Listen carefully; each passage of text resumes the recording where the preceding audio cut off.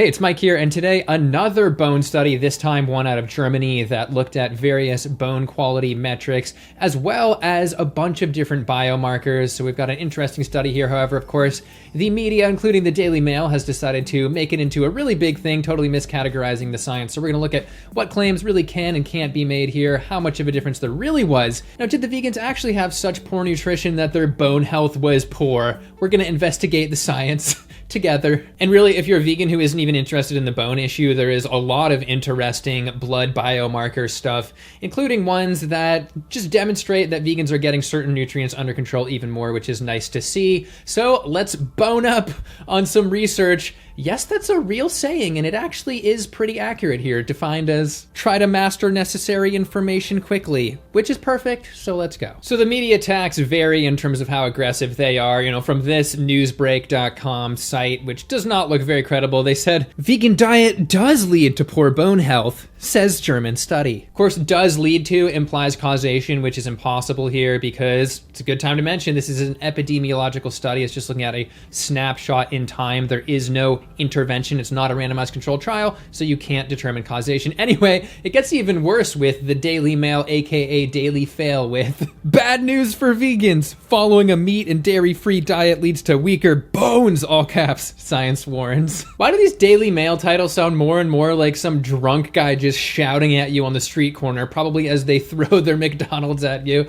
Anyway, again, horrible journalism because it's implying causation, which I just covered. And the subheadings of that article even include a few nutrients that they claim vegans were deficient in the study, and we're going to absolutely challenge that. But it's important to just frame this with something that was later on in the article that hasn't made it to any titles, and that comes directly from the president of the organization where the research took place. Quote, scientific evidence suggests that a vegan or vegetarian diet may protect against many chronic diseases, for example, diabetes and cardiovascular disease or cancer. So even if you do want to grant that vegans might have slightly worse bone health, which we're going to investigate in a second, these are still our leading killing diseases vegans are doing better in. So from a total health perspective, this is not an argument against veganism. Anyway, let's take a look at the actual study. This is a study in the journal Nutrients. It is, again, a snapshot in time. They did not give people an intervention. It's 36 vegans, 36 meat eaters, and they use some ultrasound technology to estimate bone quality, and they also looked at a bunch of different biomarkers,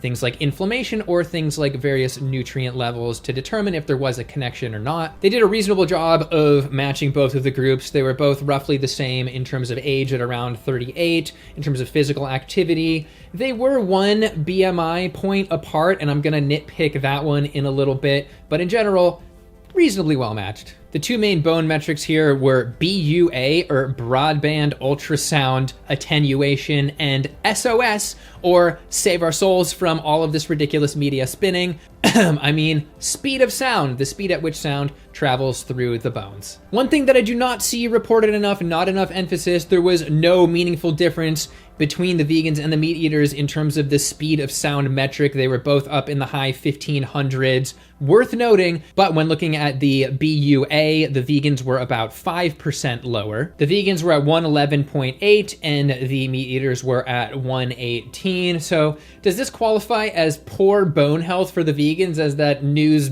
break whatever site said? Is this 5% difference clinically relevant? It's important to note that this was a measurement of the heel bone, and so looking around at the literature on BUA measurements of the heel bone, we can see that this is actually still a really good value. If you look to the Epic Oxford study, the closest age range I could get from this study was 42 to 44, and they're down at around 87. And then if we're looking at people that are a little bit younger, down at around 18 from this study, they're still in the 80s as well. So for whatever reason, all of these people in this German study had very high average bone density, regardless of diet. And yes, those are the same bone measurements, the same metric, and the same units. So I don't know why. We need to talk to some bone experts about this. If you watch my previous bone videos, you know a very important metric is BMI. The more weight you have on those bones, the more stimulation there is for them to become denser and stronger. And so in terms of this study, we have that 1 BMI difference, which is, yes, also about a 5% difference, just like the BUA difference. However, this difference was not statistically significant, largely probably because of the small study size. It is worth mentioning, though, the main values that you see in this study were not adjusted for BMI. They did some other scenarios in the supplementary material we'll talk about in a second. But that number, that 5% difference, no adjustment for BMI. The reason I think BMI is actually playing a role here is because we see a larger portion of the vegan group at a low normal BMI, and that is based off them having a lower BMI on average, but also having a larger standard deviations. So I went ahead and made two bell curves to demonstrate these two groups, and you can see, perhaps using a cutoff of 24, a lot more of those vegans are in that lower normal BMI range. This is important because the human body has what appears to be a bit of a bone density BMI drop-off, meaning there's going to be more of a dramatic difference on the lower normal end of BMI than the higher normal end of BMI. And you can see that from this chart here. You can see a much more dramatic drop-off between the BMIs like 20 and 25 than, say, BMIs of 25 versus 30. Kind of flattens out. It's also worth pointing out that, again, these are heel samples, which if there's any part of your body that's going to have more pressure and more growth stimulated based off weight, it's going to be the furthest part down in your body compared to something like, say, your wrist. I don't want to get too in the weeds, but I'm just saying it seems that if they properly adjusted for BMI, taking things like this into account, that 5% might become not even statistically significant at all. And it is worth mentioning those 4 total scenarios that they did. The first one, no adjustment.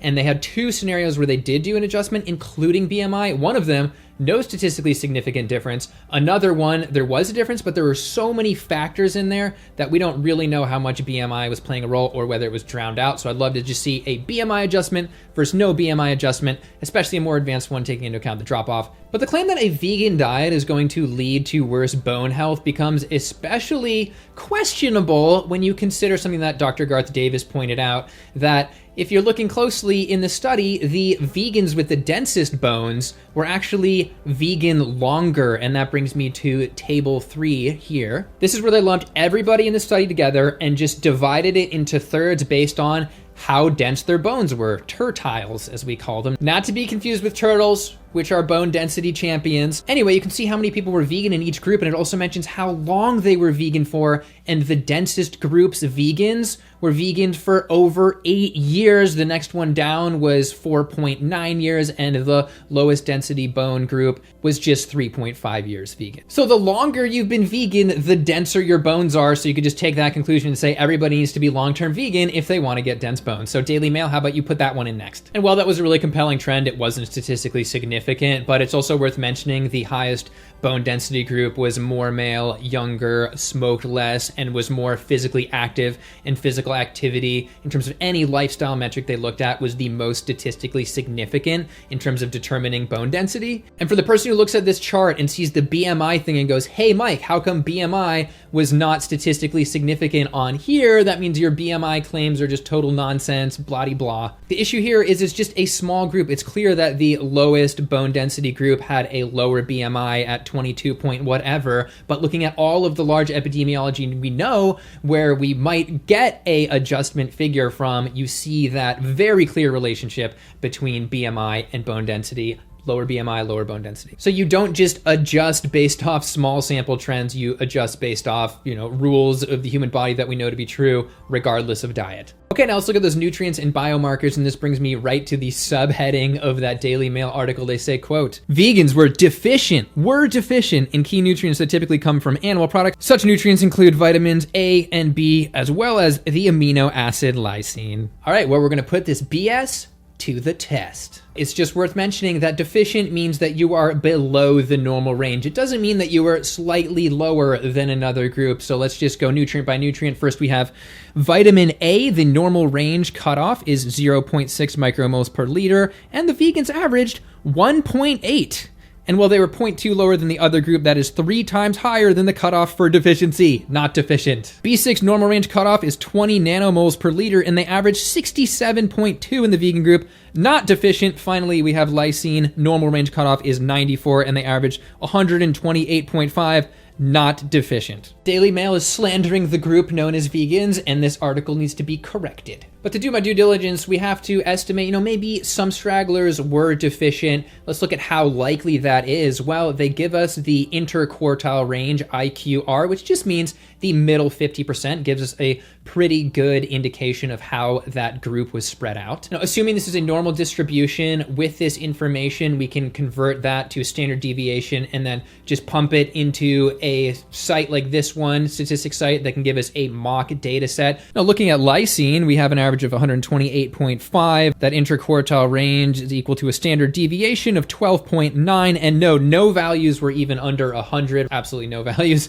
under 96. So it's very unlikely, not impossible, that maybe a single person went below, but again, unlikely. And if you do have any level of concern about lysine, a cup of black beans has 50% of your daily value. So just eat more beans. Perhaps someone was slightly lower because they had just gone vegan and just weren't good at eating enough food. That's possible, who knows? And if anyone wants to come at vegans for protein in this, it's also worth mentioning that the vegan group had statistically significantly higher levels of glutamine, so you can't claim one and ignore the other. And also in terms of the muscle mass, the vegans had a slightly higher, not statistically significant, but notable trend, slightly higher muscle body percentage than the meat eaters. Also have to mention the media is picking up on something the study did, which was just seeing how correlated various biomarkers were with bone density, not necessarily causal. And a perfect example of how flawed this can be is that one of the ones they say, higher bone density is associated with higher levels of TSH, or thyroid stimulating hormone,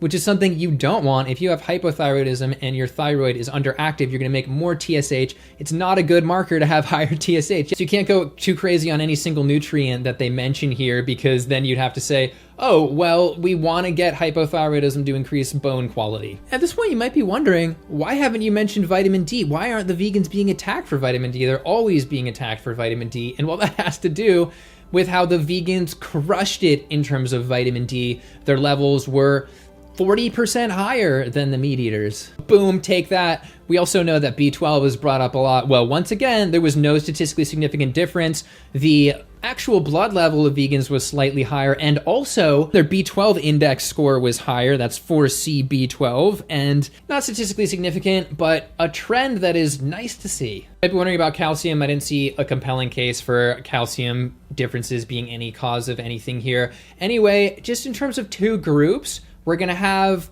one higher in some areas and one higher in other areas. And just rapid firing, yeah, vegans did better with folate as they usually do, which is good in terms of birth defects. They did worse with zinc, which we've seen before. They also did twice as good with vitamin K1. They did worse with iodine, but still had that lower TSH. They did worse with omegas, but had 30% lower inflammation markers, lower CRP, which is huge. But again, I'm just really happy to see vegans knock out two of those nutrients that they've been criticized for in the past, vitamin D and B12, bam.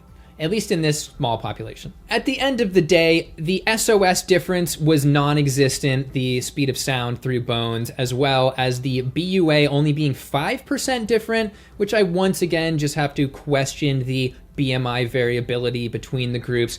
And we also just can't forget that the longer that people were vegan, the denser their bones were. So the argument against veganism for bone density here becomes a little muddled. Very muddled. Again, vegans are doing better where it counts in terms of leading killers. We're doing better in terms of body mass, in terms of heart disease, cancer, diabetes, so on. So general health here, this is not an argument against veganism. And you know what really matters? The most important bone is what is really hard in vegans, and that is their heart bone. What? Because they care about animals. Yeah, that's right. Finally, if you have any explanations here for what's going on or any other insights in this study, definitely share them below. We'll all appreciate it. All right, feel free to like and subscribe, eat beans, hit that notification bell, do some leg workouts so you get increased bone density so we don't have to worry about this in the future. Just crush all of the meat eaters' bone density. Anyway, I'm just rambling, so see you next time. Thanks for watching.